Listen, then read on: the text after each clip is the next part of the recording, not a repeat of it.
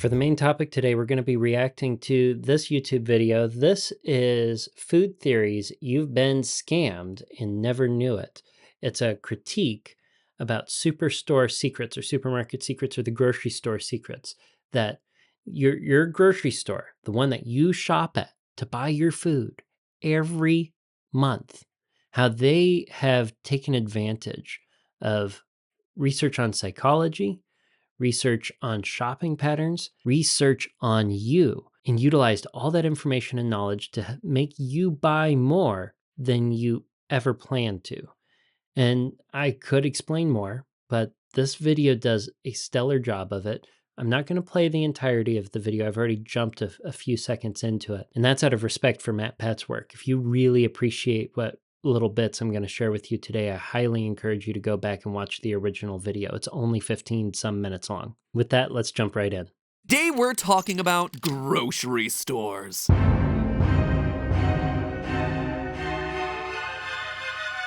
And yes, I stand by that font choice. That's a nice transition again from last week being Halloween, and now we're entering into November. We are in the month where everything is falling. The leaves have been falling, the temperature's falling, and so's our bank account.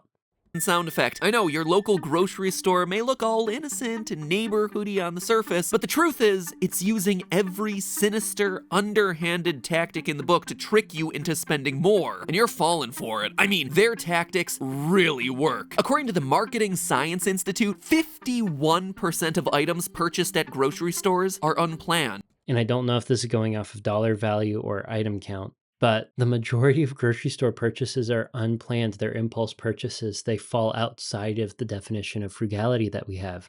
Frugality, again, being the intentional practice of prudent economy. And if a store really commits to full-on psychological warfare, that percentage can get as high as 68%. So indeed, the thing that I think about here, again, from last week, is a store here, if they can get you up to 68% impulse purchase, if they can harm your frugality that much, get you to spend that much extra out of your hard-earned money, then it's somewhat risky to go into a grocery store without a plan. And I covered in the story that they are not scary. So a grocery store definitely falls into the area where we need to be extra cognizant and extra intentional. Never fear, we here at Food Theory are here to show you, the consumer, how you can fight back. And it is a fight, because if you truly wish to beat the grocery store, you have to prepare as though you're headed into battle. First, let's remember what's at stake here. Your hard-earned money. Amen to that. And a lot of it. According to data compiled by USC's Department of Applied Psychology, the average US household spends $144 on groceries every week, and as much as $96 of that in one shopping trip alone. Sure, one impulse purchase here or there might seem like nothing, but it really starts to add up over time, and the grocery stores are in it for the long game. So it's important to not get bamboozled every time you step foot in a store, unless you're into that kind of thing. I'm just here to save you money. Okay, I gotta go back and comment on the numbers that MatPat mentioned there. According to the statistics he pulled up, the average household is spending $144 per week. Now, that does not take into account the big bout of inflation. I'm sure that number's gone up. But I still think about $200, $220 per adult person per month is a good way to manage your grocery budget. At least I think those numbers in a lot of areas are a reasonable start for a goal to get your food expenses down. Back to the video. But if you are the thrifty type, your overall #1 grocery shopping strategy should be to get in and get out as quickly as possible. According to 2013 research out of Bangor University, we as shoppers are at our most productive around the 23-minute mark into our shopping trip. But around the 40-minute mark, we stop thinking rationally about our spending and instead start making emotional purchases. We start buying what we want rather than what we need. I love that MatPat mentions the difference between wants and needs here, but I actually want to go back and comment on the goal of getting in and out of the store as fast as possible. And I want to do that because when I had the Smiths in my backyard, I made a lot of tiny shopping trips that all probably fell in less than 15 minutes of time in the store. And I feel like I was still very tempted to make a lot of impulse purchases, even breaking up my grocery shopping into a lot of tiny little trips. The detriment to doing a lot of tiny trips as opposed to bigger chunks like once a week would be that you're not keeping track of all the little things you're grabbing. So your expenses, as you're swiping the card, as you're going to the store, oh, for that one thing you forgot, it makes a bunch of tinier pieces that make it more difficult to at least emotionally keep track of. And you may end up feeling like you're not really spending that much money. But as you mentioned earlier, small little impulse purchases, small expenses add up, and they add up fast. I think there's a point of diminishing returns, and we need to remember that he says that we're most productive around the 23-minute mark. So maybe an ideal shopping trip falls between 23 minutes long and 40 minutes long, and we try to cap our time in the store at no more than 40 minutes. I'm not sure if that's the best plan though, so let me know in the comments if there's a comment section on the platform you're listening to if you think that's a good idea. This is known as decision fatigue, a psychological principle that refers to the deteriorating quality of decisions made by an individual after a long session of decision making. Grocery stores understand the principles of decision fatigue, and they use it to their advantage in all different ways. According to Martin Lindstrom, author of Brand Wash, Tricks Companies Use to Manipulate Our Minds and Persuade Us to Buy, usually at least one essential item on a shopper's grocery list is a dairy product. And that's exactly why the dairy section can be found way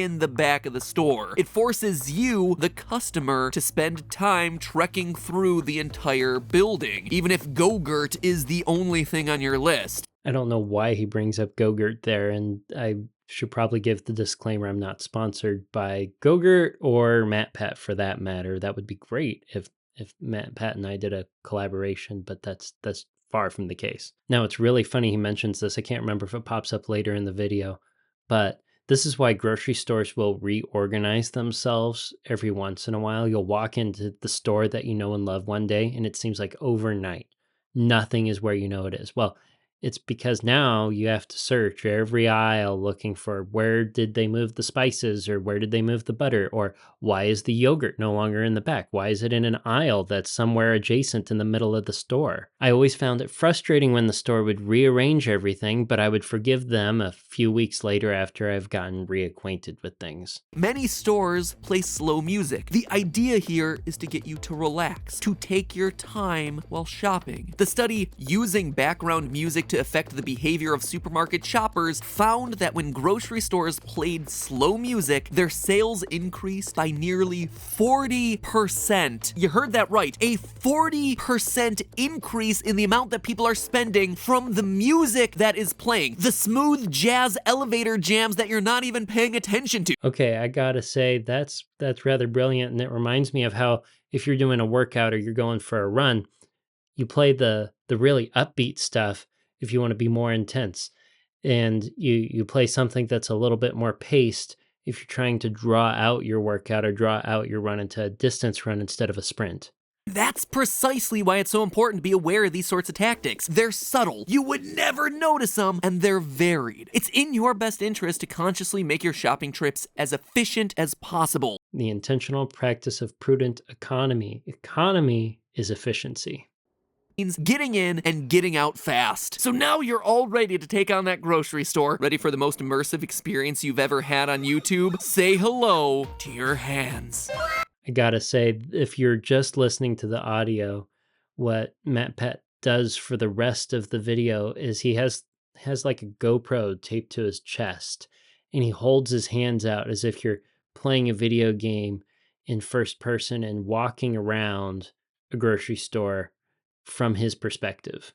I found that approach to making the rest of the points he does in the video not only entertaining but creative. Is no way that you're gonna get tricked into spending any extra money today. Now just grab that shopping cart on your way into the store and you failed. Okay, so one last quick little lesson before we actually go inside the building. Do not use a shopping cart if a basket will suffice. It's been proven that having a shopping cart in and of itself increases your chances of buying. And the bigger your shopping cart, the more you typically buy. That's why the average shopping cart has nearly tripled in size since it was first invented in 1937. Grocery stores keep ordering larger and larger ones because they know you're going to want to fill that cart more and more. That's fascinating. Our brains are like, well, I have a big basket and it's not full yet, so surely I can afford to put more in it. That's really what he's saying. And I guess there's some psychology to it. Another tip when it comes to grabbing a basket, I've done it a few times when I've done moderate shopping trips and the basket gets a little heavy.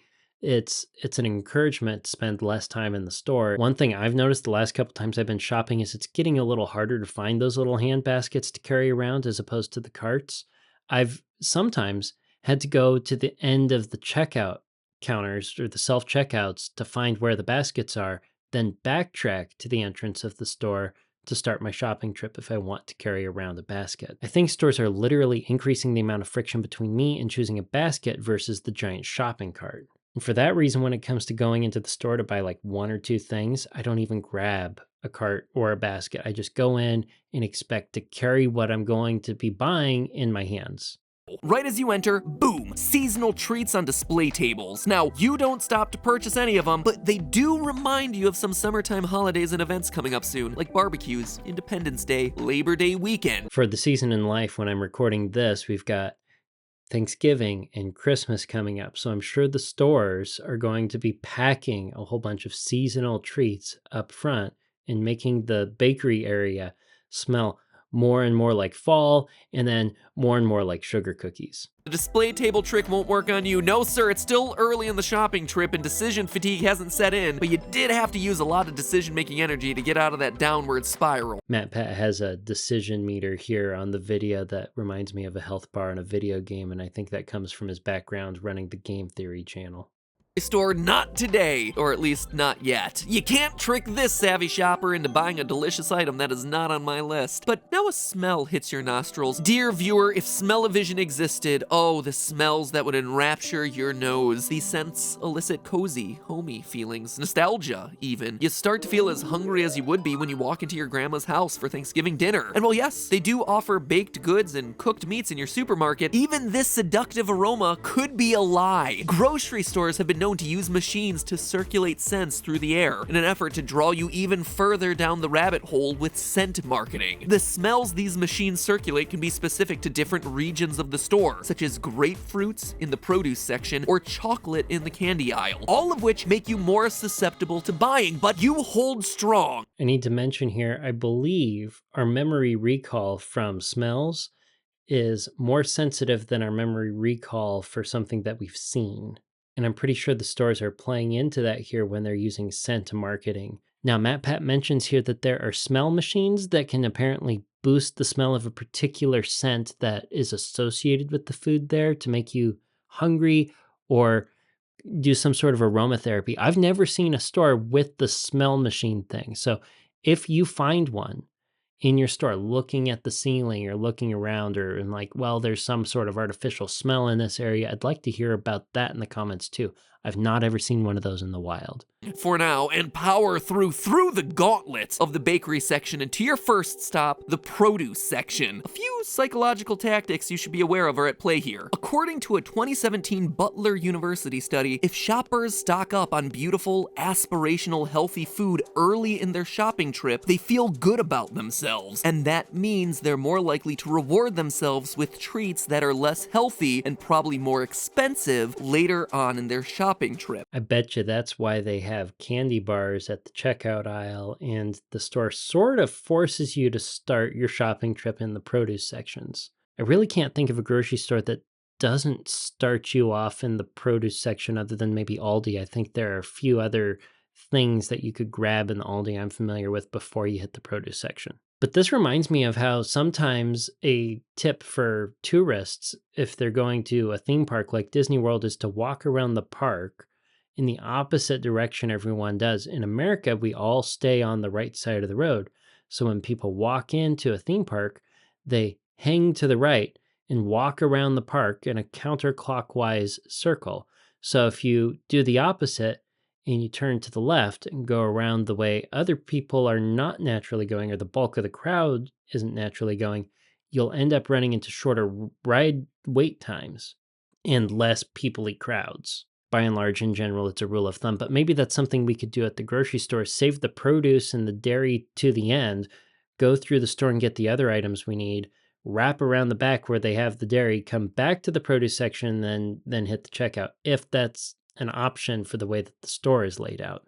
I think we'd be much less likely to purchase impulse once then if we went through the store that way, with the minor exception of the candy bars and stuff that they have right there at the checkout aisle. Store lighting may be specifically chosen to make produce appear shinier. And the real reason that the produce is sprayed with that sweet, gentle mist every 15 minutes, it's not to make the veggies dewy and fresh, it's just to make the veggies look dewy and fresh. According to Martin Lindstrom, the water only makes the produce spoil faster. That's right, it's all BS done for aesthetics to get you to pick up that shiny bunch of kale. That's totally true. If you spray enough water on something, it's just going to rot faster. But in the store with the mister on, oh, it does look fresh, doesn't it? I think that's also the reason why they have wax coatings that they can put on some produce that you need to wash off when you get home. It makes the apple or the orange look shinier. But I won't deny, I think this tactic works. Anyway, you have a couple produce items on your list, so you pick them out. In the process, you have to decide, is this one ripe? Is it not? Is it too bruised? How many do I get? A lot of decisions are happening in this first section, but your decision-making energy is still strong. You're sticking to your list, you're buying healthy food, you're feeling pretty great about yourself right now. I'm curious if the increased number of decisions we have to make when we're going through a produce section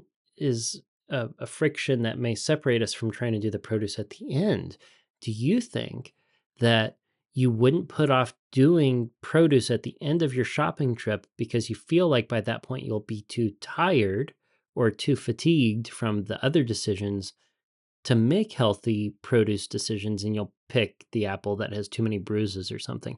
Let me know. I'm curious about that one. Now it's time for you to enter the endless aisles of miscellaneous products. Wow, just look at all those shelves. It's easy to get overwhelmed. And that's not just you. There are, in fact, more product options available than ever these days. According to Michael Ruhlman, author of the book Grocery, The Buying and Selling of Food in America, the average grocery store stocks about 40,000 to 50,000 products on their shelves. This number has skyrocketed since the 90s, when the typical grocery store only stocked about 7,000. And if it takes you a while to find what you're looking for, hey, that is great news to the retailer. In fact, it's intentional on their part. Aisle ordering and product grouping aren't always intuitive, ensuring that you really have to keep searching to find what you need, and along the way, you're gonna find a couple things that you want. I don't know if you've had the same experience as me, but one thing that I have a hard time finding is either peanut butter or honey. Sometimes I'll go into a store and the signs don't show it, and for some reason, the honey is not located in the intuitive location. That kind of thing frustrates me to no end. Even though I have found it before, even though I should know where it is, for some reason it's located in an unintuitive spot that I get lost searching for every time. Now I'm curious, is searching for honey in a grocery store like a mutual experience, or are there other food items that you end up looking for and getting lost trying to find on the regular? Oh, and another thing to keep in mind, grocery stores also arrange products on the shelves in a very intentional way when it comes to height. Often the most expensive items, or at least the ones that they want you to buy, are typically at eye level, where you're most likely to notice them, while the cheaper options are placed lower down. See, expensive brand up here, inexpensive down here. Expensive here, inexpensive down here. Another thing they'll do, other than just putting the more expensive item at eye height where it's easier to see, if you're in an aisle where the product they're trying to sell is catered to kids, they're going to put those items that are most alluring to the child and more expensive at the kid level, or the level where the kid is sitting in the basket and can reach for it and grab for it and ask you for it. So it's not always eye level. It kind of depends on the aisle. It's interesting how in the video, though, he does show that much cheaper options exist on the very bottom shelf. I guess that means that if I'm trying to do my due diligence and properly compare the unit prices between different types of pasta, I'm going to be getting my squats in order to find the best deal. Ooh, maybe we can say that the grocery trip counts as leg day if we check the bottom shelf on every item. Would you look at that? Some patriotic ping pong balls. Ah, what the heck, it's only a few bucks. You assure yourself that this is not the result of decision fatigue. You want these ping pong balls because holidays are fun, and gosh darn it, you're fun. Or at least you pretend to be. Or at least you pretend to be. There are so many little things like ping pong balls. He's clearly making this near the 4th of July, but I'm sure there are going to be little things like this that are pertaining to Thanksgiving, like little gravy bowls or turkeys made out of butter. A turkey made out of butter pertains to a very interesting story I have for an episode I'll tell later this month. Subscribe if you don't want to miss it. But for now, back to the video. By the time you get there, you're eager to leave, but gum! Can't have too much gum. As you place the items on the conveyor belt, you realize that ping pong ball purchase was a mistake. I mean, what are you thinking? You don't even own a ping pong table. You don't like beer for beer pong, and you don't have any friends for any other pong-related activities, so you should definitely put this one back on the shelf real quick. But, a line is formed behind you, and now you're trapped. And again, this is not an accident. According to Business Insider, quote, grocery stores have also made their checkout lanes purposefully narrow. This is to ensure that when you're unloading, if you suddenly realize you've impulsively and regretfully thrown in a $15 small bottle of freshly squeezed orange juice, it's too hard to get back out of the checkout lane to go and put it back. I know that I've at least been in the situation where I've gotten to the checkout and I grabbed something that I no longer want and I run back, but I've only ever done that if I'm shopping with Amanda or shopping with someone else. And that way, one of us can stay at the checkout aisle and continue going through the checkout process or putting groceries up on the belt, and we don't feel like we're wasting the time of the people behind us. So maybe a way to get past this is to go shopping with a buddy, and I know uh, that's not an option every time we go to the store. So perhaps we just need to put ourselves in a position where we're less likely to make impulse purchases in the first place. So you just bite the bullet. Oh well, looks like you're the proud owner of patriotic ping pong balls now. Now comes the moment of truth. Will your total come in under the $30 bar you set? Sure, you bought a holiday item that wasn't on your list, implanted in your brain by that bakery display table you saw when you first walked in, and executed on by the product's high traffic end cap placement. Then you also bought that gum for, why did you buy that gum again? And sure, many of the products you bought wound up costing more than expected. You fell for the trap of buying the expensive product up near your eye line as opposed to the cheaper products shelved down below your feet. And yeah, that extra box of Go-Gurt cost you too. Okay, the impulse section right at the checkout aisle reminds me, I was just at the store not too long ago trying to buy a few surprise items for date night. And one of the things that was there was, I think, a cookie dough Twix bar. And Twix are my favorite when it comes to candy bars. So I was this close to buying it. But my parents, in raising me, told me never to buy any of the items in the impulse section of any store. They always told me not to. I never understood why. And I remember sitting there as a kid when they were putting the groceries up on the belt. Hey, well, why don't we just buy this thing? It's right here. Or, hey, mom, I want that. But now as an adult, I'm extra glad that they kind of put it into my psyche to not impulse grab things that are right there in the impulse section of the checkout aisle, because I think it's genuinely saved me a few impulse grabs. And I know it's added up over the years. So thank you, Mom and Dad. That's when the total flashes across the screen, $62. You failed in your mission. You fell for the tricks. You are now a statistic. And I think that's where we're going to end up leaving the video. But it plays in right here where you get to the checkout aisle and you swipe all the groceries, you scan them, and you just then realize how much you're spending. Well, why can't we know what we're spending before we get there? Well, I know at one point Kroger was pushing a little scanner that you could use to scan the barcodes of the items that you were buying as you were going through the store and filling your cart. And it would keep a running total on there for you, so you would know how much you were spending. But I don't think they have that option out there anymore. And I think it was because their sales were declining when people realized how much money they were putting into their cart. And that's why one of the most powerful things that I do to help keep myself away from impulse purchases and overspending my grocery budget is take a calculator to the store. And when I say a calculator, I mean like a proper scientific-ish calculator, a little $10 calculator that has a little history, so that when you add something or subtract something from your cart, you can go back and double check or correct it if you did a multiplication or a divide by accident. I know some little phone calculators don't have that option. So I will take an actual calculator as if I were an engineering student into the grocery store and add things up as I'm putting them in the cart. I know what my budget is. I know what my limit is for this particular trip. I know how much I can put in that cart. And I know before I get to the checkout aisle how much is in the cart and how much I'm going to be spending before I actually spend it. I remember one time in particular, and I don't know if I mentioned it before on my top 10 grocery tips episode. If you haven't seen that one is really good to go watch. But I remember one time I was going to the checkout and I told them, I make it a game. I told the lady who was checking out the groceries how much I was expecting to spend, and it ended up being like significantly more, 20, $30 more.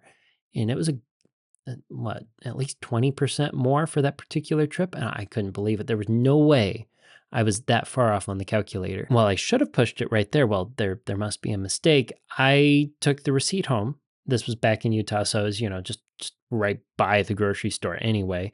And I realized that they charged me a massive amount of money for the lunch meat that I bought from behind the counter. The person who weighed out the lunch meat weighed it out and then printed the wrong sticker. And I think they charged me for a whole ham, not the slices of ham that they weighed out for a pound and a half. But if I wasn't taking a calculator through the store and trying to anticipate how much I was going to be spending when I hit the checkout, I would have never caught that error, not even looking back at the receipt. I probably wouldn't have even noticed the sticker on the lunch meat that I bought. And we're all human. We all make mistakes. I think this was an honest mistake. I don't think this was the grocery store trying to scam me out of anything. I took the lunch meat back to the customer service desk and they got it all sorted out and I got a refund for the extra money I spent, and I did it that afternoon. But if there's one thing that I would add to MatPat's tips in his video for conquering the grocery store, it would be taking a calculator. It allows you to know what you're going to be spending before you spend the money, which has been shown to reduce people's spending and reduce impulse purchases. And I can tell you from my experience, I am way more dissuaded from making an impulse purchase if I have to type it in the calculator and it's taking away from my budget in real time as I put the items into the cart. It's also given me permission to buy something that's on sale that I might not otherwise have been if I were just pinching pennies. It gives me permission to pursue some frugal deals on items that were on the list if they were on sale and if they fit within the budget after everything else was purchased. Well, I'm biased and I say that's my favorite grocery store tip. What was your favorite bit of information or your favorite grocery store shopping trip that came out of today's episode? And are you going to be able to apply that tip as you're shopping for your Thanksgiving groceries? Let me know in the comments below, and depending on the platform you're listening on, don't forget to like, share, comment, subscribe, or follow. And until next week, until next Tuesday, budget bravely and enjoy your hope-filled financial future.